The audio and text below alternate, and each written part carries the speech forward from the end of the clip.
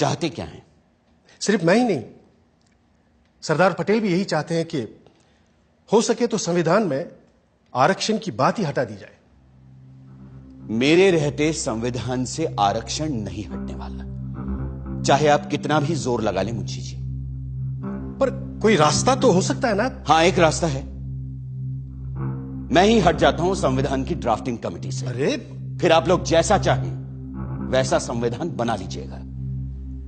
सुनिए भीमराव, भीमराव सुनिए तो। उस दिन से डॉक्टर अंबेडकर ने संविधान का मसौदा बनाने का काम बंद कर दिया और ये भी संदेशा भेज दिया कि वो ड्राफ्टिंग कमेटी से ही नहीं, लॉ मिनिस्टर के पद से भी इस्तीफा दे देंगे। ऐसे गुणी, मेहनती और जिम्मेदार इंसान के जाने की आशंका से खलबली मच जाना लाजमी था। अब एक ही रास्ता सामने था और एक ही संकट मोचक।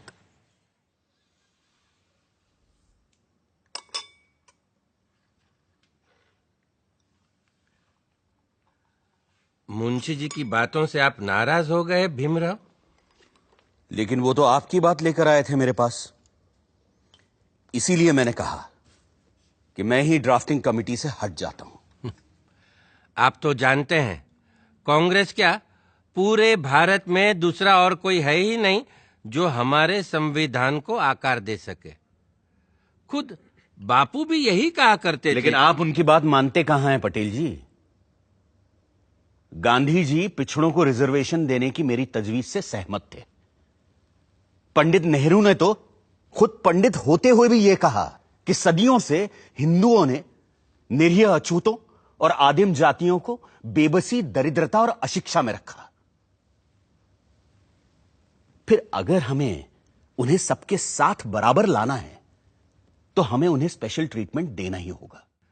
आपकी बात सही है, पर आप तो जानते हैं कि बड़े पदों पर हम मेरिट के आधार पर ही लोगों को ले पाएंगे। तो फिर क्लर्कों की नौकरी के लिए इतना बड़ा जोखिम उठाना? जोखिम? मुझे तो इसमें कोई खतरा नजर नहीं आता। खतरा यह है कि अगर हमने एक विशेष वर्ग को आरक्षण दे दिया तो बाकी के लोग भी आरक्षण की मांग करेंगे और भारत भर में जातिवाद का यह जहर फैलता जाएगा। जहर तो हमने पिया है सदियों से और फिर भी हम जिंदा हैं। रीढ़ की हड्डी तोड़ डाली आप लोगों ने हमारी, फिर भी हम लोग खड़े हैं।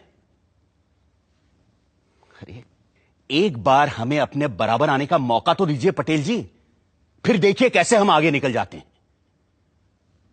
और यह काम बिना आरक्षण के नहीं होगा।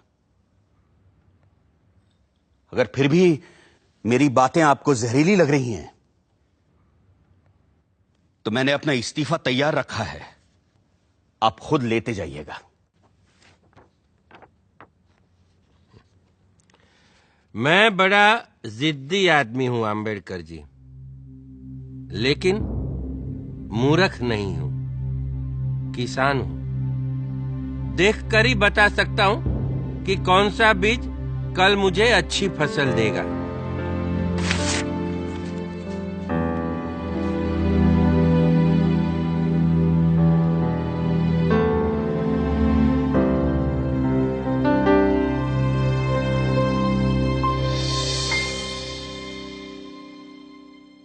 इस तरह